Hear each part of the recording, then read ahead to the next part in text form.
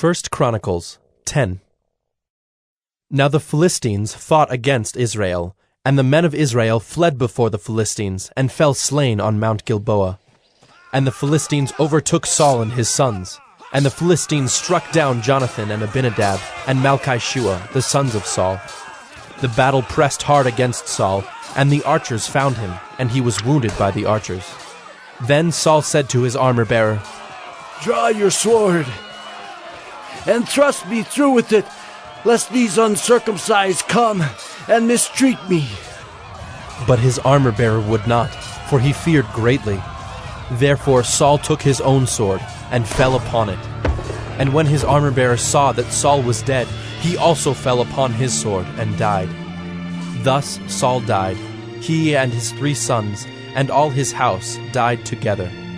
And when all the men of Israel who were in the valley saw that the army had fled, and that Saul and his sons were dead, they abandoned their cities and fled, and the Philistines came and lived in them.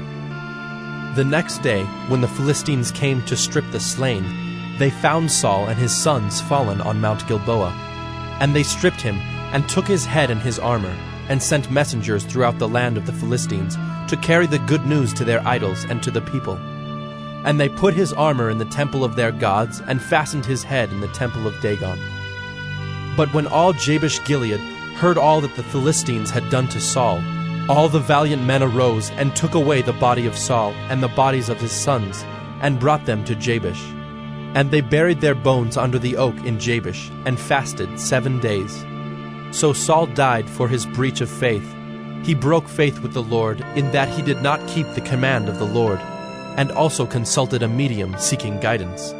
He did not seek guidance from the Lord. Therefore the Lord put him to death, and turned the kingdom over to David, the son of Jesse.